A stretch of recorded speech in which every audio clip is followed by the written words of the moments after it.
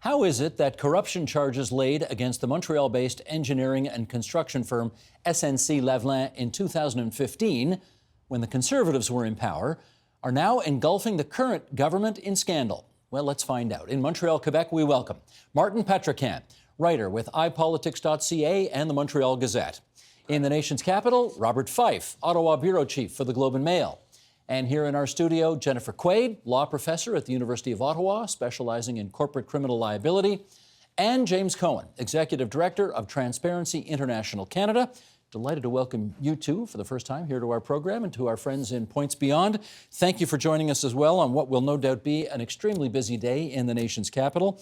I want to start just with a bit of a fact file here, because there have been lots of twists and turns on this story since it broke a few years ago. So Sheldon Osman, our director, if you'd bring up this graphic, we'll go through this, because the story does start back in 2015, when the RCMP charged SNC-Lavalin for bribery and fraud relating to business it had conducted in Libya between the years 2001 and 2011. SNC-Lavalin asked for a deferred prosecution agreement. More on that in a second. In September 2017, Justin Trudeau begins to consult on whether to allow deferred prosecution agreements as a tool for prosecutors. In June 2018, Bill C-74, an omnibus bill that included these agreements, is passed into law. October 2018, SNC-Lavalin is told it will not be allowed such an agreement. It appeals that decision. January 2019, Justice Minister Jody Wilson-Raybould is shuffled to Veterans Affairs. February 2019, where we are now, the Globe and Mail, that's our friend Mr. Fife, reporting that the PMO pressed the then Justice Minister, Wilson-Raybould, to grant the deferred prosecution agreement. She resisted and was therefore shuffled. And she, of course, resigned from cabinet altogether a few days later.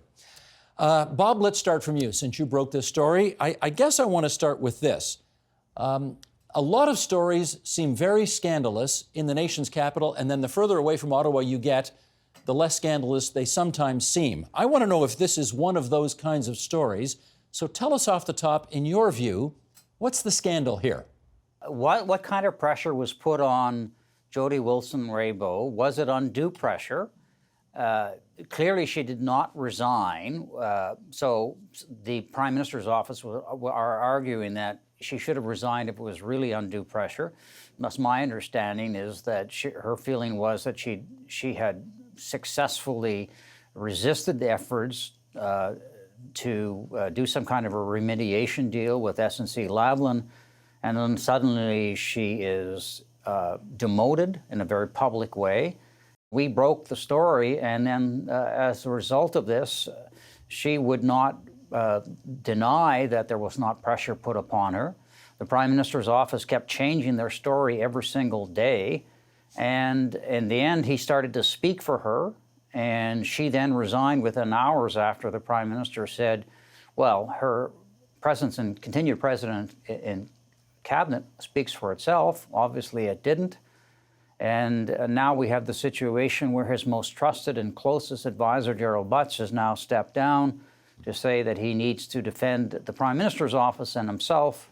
We really now need to hear from Jody Wilson-Raybould on exactly what went down, and then we will at some point get to the truth of the matter. And so far she's not speaking, and we'll explore reasons why a little later in our conversation here. Martin, let me get you to weigh in as well. And again, I think Bob outlined the twists and turns in the story very well in that first answer, so why don't you take us up to that 30,000-foot level and, give us a look at the big picture here. What for you is the issue in this case? Well, I mean, the issue, just to feed off a little bit what Mr. Fife just said, the idea that SNC-Lavalin has a lot of allegations against it, lots of charges against it. This is sort of one of the instances where SNC-Lavalin actually didn't do very much wrong, didn't do anything wrong.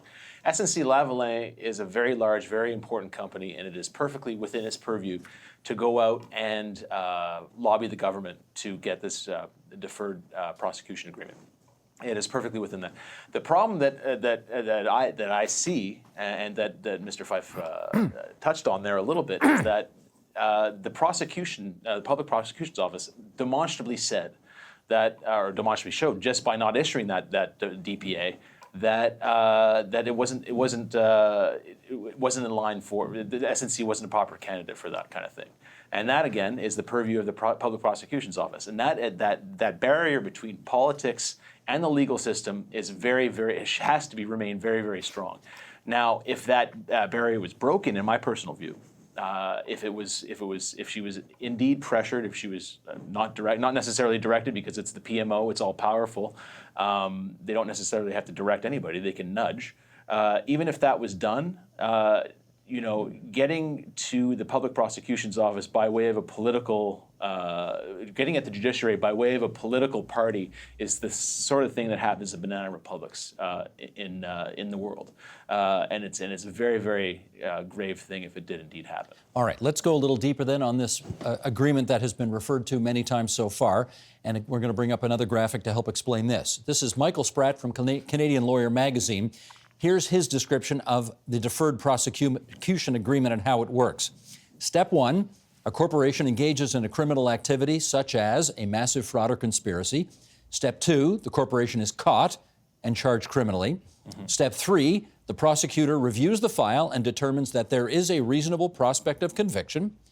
Step 4, if the corporation agrees that it committed a crime and it pays back all of the ill-gotten profits, then the prosecutor can ask the court to drop all criminal charges. I'm going to bring in our criminal liability expert here. Jennifer, anything missing from that list in your view? Well, Michael Spratt's description is good as a generic description, and something that should be remembered is that prosecutors have, as part of their general power to solve criminal cases, a huge amount of discretion. They can drop charges, they can grant immunity, they can negotiate a plea, they can decide all kinds of things. So that general power has always existed. But specifically in connection with what we call now a remediation agreement, but was like more generally called a deferred prosecution agreement, there are two nuances I would make with what Michael said.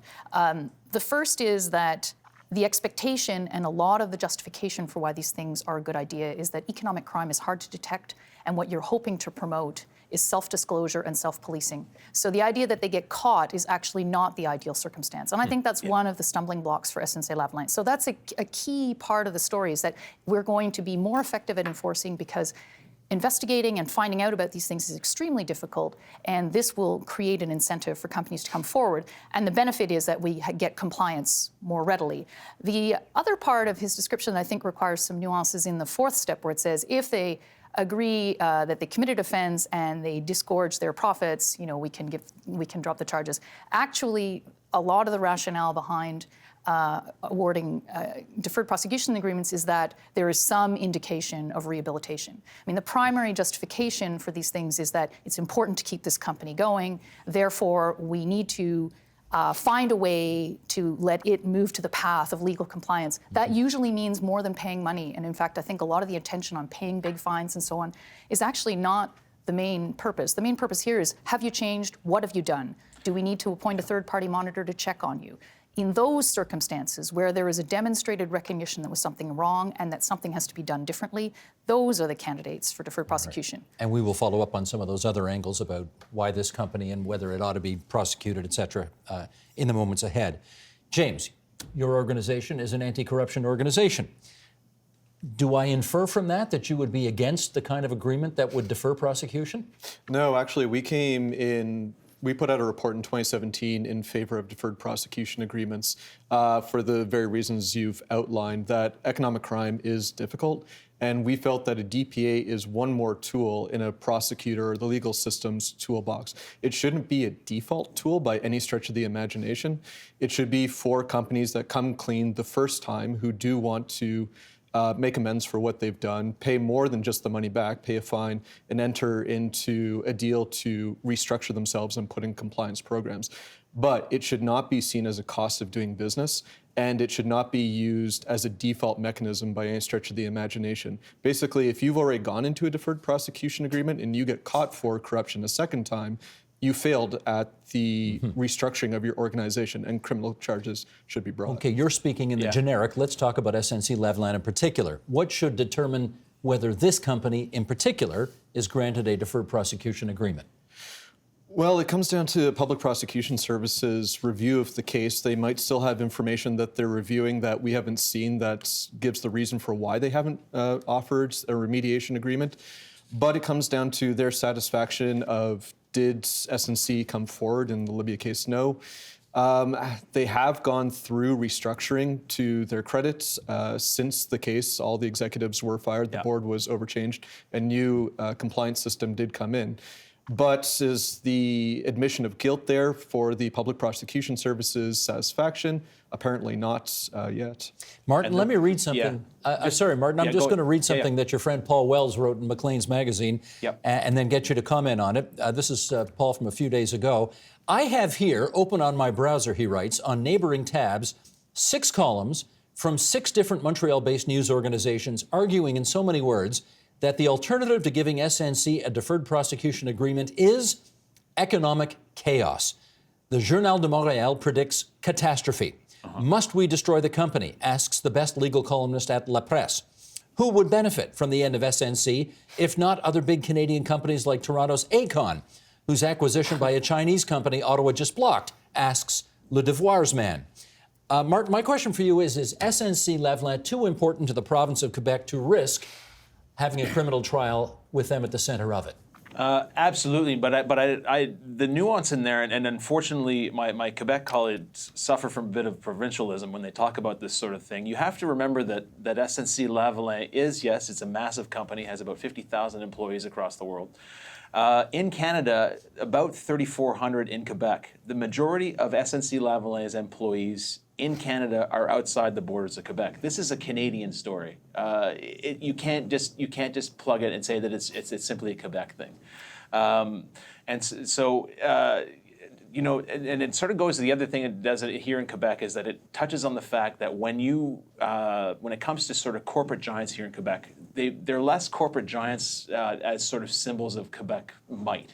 In the case of SNC-Lavalin, it's got a history here in Quebec. It built the Olympic Stadium, built the Mercier Bridge, built the James Bay hydroelectric dam up north, and whenever a company like this gets sullied, one way or another, in the case of SNC-Lavalin, obviously it was the charges, but in the case of companies like Rona and Alcan, which were sold, it's almost like we lose a jewel. It's almost like you're attacking Quebec itself. And so that's why you sort of get these very, very visceral reactions from the colleagues that Paul was talking about in there. Let me do a quick follow-up with you, Martin, and that is, I think it's been almost a decade. Some of our viewers may remember you wrote a cover story for Maclean's that, got just a wee bit of attention when you referred to Quebec as the most corrupt province in Canada. And one of the arguments that you made in that piece was that the rest of Canada tends to cut Quebec a lot of slack on these kinds of things because the rest of Canada is terrified that if it pushes too hard on this, it will fuel Quebec separatism. Is that at play here? No. It's not really at play any longer, and I'm almost happy to say it. I wrote that in 2010, when the Parti Québécois was still a fairly big going concern, although diminishing at the time.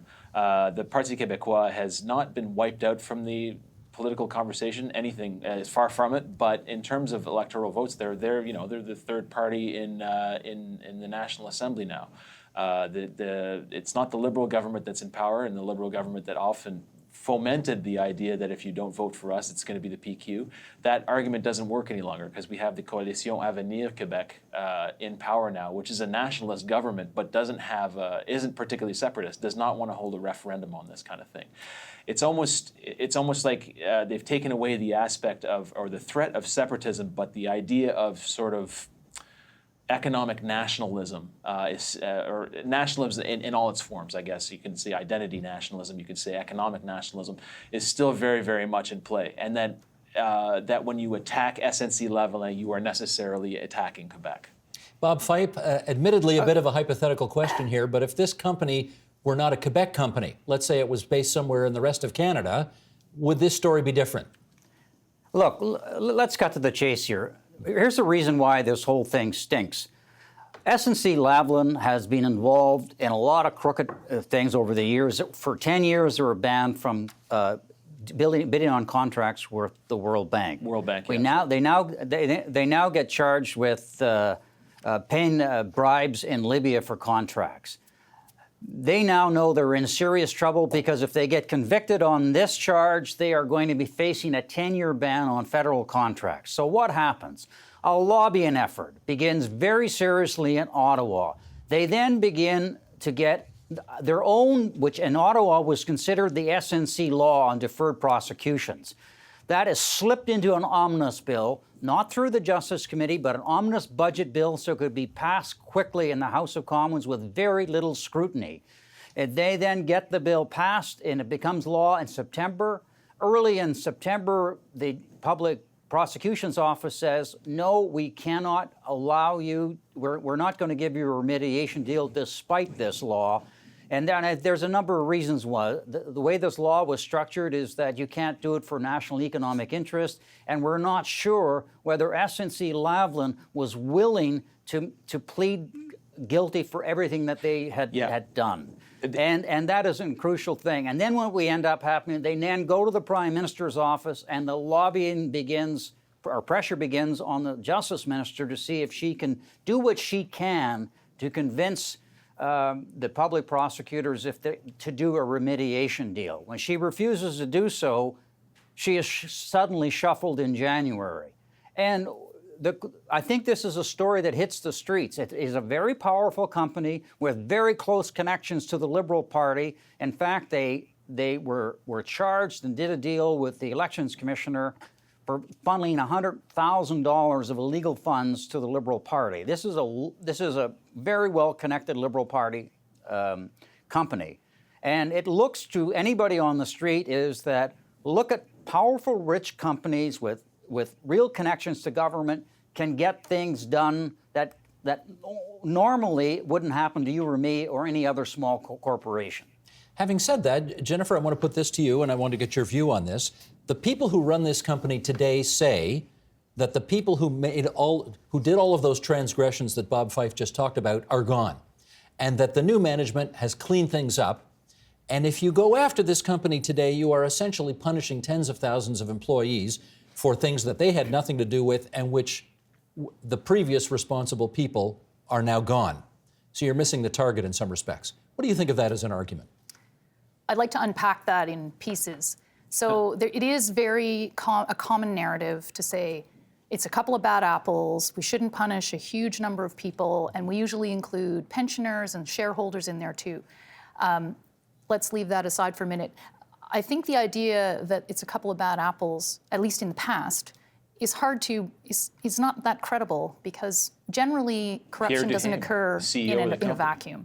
It occurs in a situation where there's either structural or cultural practices in the firm that create space for that. So it's never really just a couple of bad apples, and there's multiple occurrences here. However, SNC has cleaned up its act, so it claims people who are experts in these kinds of policies and procedures say, yes, they've done a good job. So then I guess it's a question of, do we believe that it's truly a turn for the better? But coming back to the shareholders and to the economic consequences for a minute, one of the things that I think people don't realize is that SNC is not subject to any debarment right now, and that the proportion of their contracts that are related to Canadian contracts is diminishing. It's not clear that the debarment in Canada is really the issue. And in fact, some of us have wondered that whether the real issue is admitting liability or admitting responsibility as is required under the regime. That's not required in other DPA regimes. And are they worried about potential legal exposure elsewhere? We don't know whether the prosecution service made their determination based on the RCMP investigation, which is certainly would have happened, they would have had that available. In the classic DPA agreement, the prosecutors don't know anything because the company comes forward and says, here's what we admit to. So we don't know, did SNC, were they actually prepared to offer up everything that was necessary? Or did the prosecution service just say this is a bad first case? I think there's an argument that supports the reasonableness of the prosecution service's determination. It's not to say it would be universally determined, but that's not, that doesn't make the decision wrong. They made a balancing between this is not a self-disclosure case, they did do corrective measures. I would add that, of course, SNC always had the problem that they didn't come forward. So if the law, if they wanted to make a special case for SNC, maybe they should have dealt with it in a different way. James, we're going to bring a graphic up here. This is one of yours, because one of the things that this story has shone a light on is the issue of corrupt business practices in the country and how this country compares to other countries around the world. Sheldon, thank you. There's your graphic. Can you take us through this? Obviously, Canada's color on this. I have to always do this for people who are listening on podcast who can't see this right now. But North America is very light colored on this map. And then as you go into places like Russia, other places in Asia, Africa, South America, the colors are much darker. This is a corruption perception index for the past year. What does this map tell you? So the Corruption Perception Index is a tool that's put out by Transparency International globally every year. And what this tells Canadians or anybody looking is that, one, no country is free from corruption. So that's why we specifically chose no green or blue or anything like that. Every country has a challenge. Canada did not score 100, not even the top countries of Norway and New Zealand topped 100. The thing about the graphic and the map is that it can make the perception that we're clean over here, even if we've got our problems, but those are the scary places in the dark. And it does give the impression, or it lacks the detail of corruption is actually fluid, especially in a globalized era. So Canadian companies or any companies can go into the deeper red countries and commit corruption there, thinking with the idea that, oh, well, that just happens there. Without also looking at, remember, whenever bribes are paid, they rarely stay in the country. They often go back into bank accounts in London and Switzerland or property here in Canada. Journal de Montréal ran a story about 2 years ago of West African elites pumping money into real estate in Gatineau and Montreal out of highly impoverished countries. So there is a problem with that map, that it seems corruption stays within borders, but we like to emphasize that's not the case. Martin, would you follow up on that in as much as we do hear from companies that there is, quote unquote, this is the cost of doing business in some far-flung places in the world. How legitimate is that explanation in this case? It used to be. It's not any longer. And just to pick up a little bit on what Transparency International has done, if you look at, they've done it, if I'm not mistaken, I can be corrected here, but they've done this index since 1995, and Canada has always scored very, very well. I believe it scored number 4 in 1995 and has always been in the top 10 since. The issue that they have, and notably we are usually ahead of the United States, which is a feather in our cap. Where I would say that Canada does fall short is enforcement of its corruption, anti-corruption laws abroad, and I think SNC-Lavalin is actually a perfect example of that. SNC-Lavalin wasn't caught necessarily because the RCMP was doing some proactive investigation into it. It was caught because Riyad Ben Aissa, who's a former SNC executive vice president, was tried in Switzerland. So the case almost landed in its lap. So totally right to say that corruption is fluid and that it doesn't ever just stop with our borders. It's not enough for us to have our own backyard clean. We have to be clean everywhere across the globe. Okay, let me get back to politics here for a second. There have been some very nice things said both on television, on social media, and so on about Jerry Butts over the last 24 hours. The man who has been described as being closer to any prime minister in terms of advice given and background and personal relationship, maybe in the history of the country. Some very nice things said about him. Here's what Andrew McDougall has had to say about this situation. He used to be a spokesperson for Stephen Harper back in the day, in talking about the power of the PMO. All big decision roads still lead to the PMO, despite the change from Harper to Trudeau, he writes. The broader narrative and daily spin you need to cut through in a busy information environment just doesn't get entrusted to the plebs. And that goes double when the Prime Minister is a narrative juggernaut, as Trudeau was in his victory over Harper. God love the humble backbench MP, but the Liberals elected in 2015 did so on Trudeau's coattails, and most of them know it. Bob, I wonder if you could talk to us about, when Justin Trudeau came in, one of the things he said he was going to be different about was the power of the PMO, and it wasn't going to be so centralized in his office, unlike Stephen Harper before him. And I wonder if you have seen any change in the omnipotence of the PMO under this Prime Minister compared to the last one. Every Prime Minister comes in from Brian Mulroney on, promising to lessen the control of the Prime Minister's office, and what they do is strengthen it. And that has not been any different under Justin Trudeau. right from the get-go, he has been putting people in as chiefs of staff who answer to Jerry Butts and Katie Telford. In fact, they interview every chief of staff to make sure that they fit with their priorities. Often they're people who have worked for them first that go into ministers' offices. In fact, in the case of Jody Wilson-Raybould, they initially put in somebody who was very close to them from Ontario. She only lasted 2 months because she thought she was actually running the office.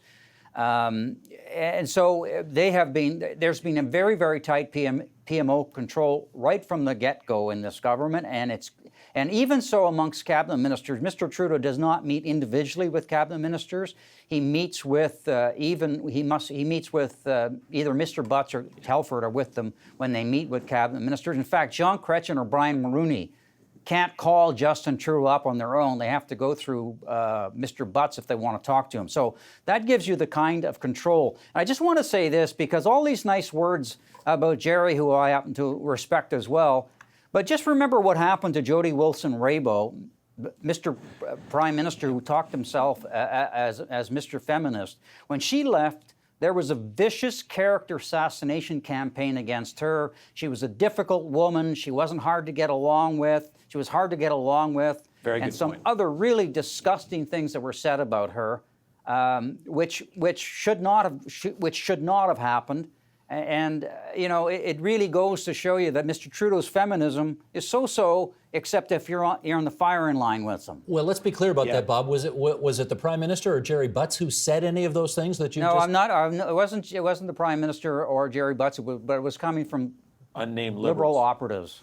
Unnamed who may? Are you sorry? I just want to be very clear about this because that's a heck of an allegation. Are you saying the Prime Minister gave them license to go out and say those things? I'm saying the Prime Minister. It took a Prime Minister's office 1 week after that character assassination to dissociate themselves from it. Okay. Yeah.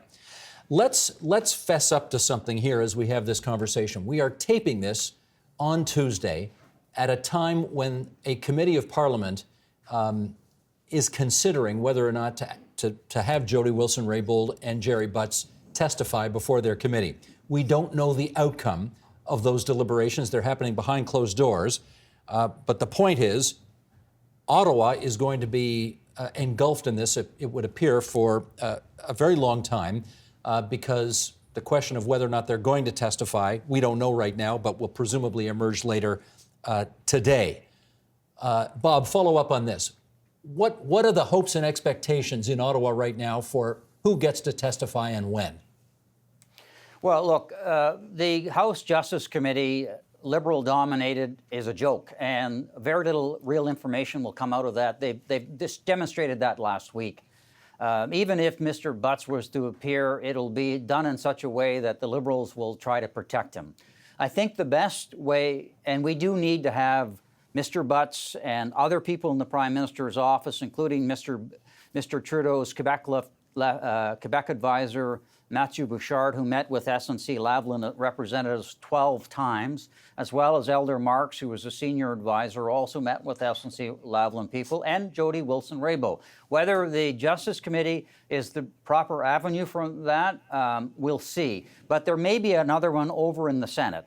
The Senate is supposed to have independent senators, and they could hold their own hearings on this, and they could have they have subpoena powers. They can call everybody to testify and find out what went on behind the scenes. The other avenue that still is before us, of course, is the Ethics Commissioner, but his hearings are in camera, and you'll only get a report probably after the election campaign. So there are two avenues here. One is the House of Commons Justice Committee, which I'm skeptical about the kind of knowledge that we'd end up finding out about it. And then there is the Senate one, which if the Senate did it, I think we'd get to the bottom of this story, or largely to the bottom of it. And Martin, a quick follow-up from you, please, on the, Jody Wilson-Raybould has said solicitor-client privilege prohibits me from speaking about this in public. What do you think of that explanation? I don't think it's a fig leaf at all. I think she is bound by that, and she has to abide by it. One of the things I just wanted to follow up just on what Bob said there. Senator Serge Royal was on Paul Arcand's show this morning, radio show here, most popular radio show here in Quebec. And if you parsed his words, he was decidedly bullish on Jody Wilson-Raybould's version of events. So Bob is right in saying that there might be more light shed coming out of the Senate than in parliamentary committee. We are a couple of days removed from the 100th anniversary of the death of Sir Wilfrid Laurier, who invented the expression sunny ways, which of course is what Justin Trudeau ran on in 2015. It died a long time ago. Okay, that's one view. Jennifer, what's your view on how sunny ways are doing right now? Well, I mean, I'm a lawyer, so I'm not necessarily thinking about the politics, but I will say this, because there's a lot of attention being focused on what these people who might be called as witnesses might say. The main consequence of what's happened is that there is a perception problem now. And in justice matters and in a system governed by the rule of law, the appearance of problems is already a problem. Yeah. And so I actually think that some of the damage is done and can't be undone because people are suspicious. Whatever you think of deferred prosecution agreements, whatever you think of the merits of the SNC case, the way these things have come out makes people suspicious that something is up, that something, not all is being revealed and not all is being explained. I mean, I think the government had an opportunity to explain the merits of these deals and why they matter, why they're justified, and they didn't. Now it looks like they're being defensive. And that's unfortunate because if there's one thing that's clear, SNC is not going to be the only company that is going to try to use one of these. This is here forever. This is, or at least for a long time, right? Part 22.1 of the code is here, and others will use it. So I think that in some ways the focus on the political ramifications might be misplaced because we should actually shine a light on what was trying to be achieved by this regime and maybe try to explain it a little better. I think Mr. Fife and his colleagues are already on that, if I know him. I want to thank everybody for appearing on the program tonight. Really appreciate your time, everybody. Thanks so much. Thanks. Thank you. You're welcome. Thank you. The Agenda with Steve Bacon is brought to you by the Chartered Professional Accountants of Ontario, helping businesses stay on the right side of change with strategic thinking, insightful decisions, and business leadership. Are you on the right side of change? Ask an Ontario CPA.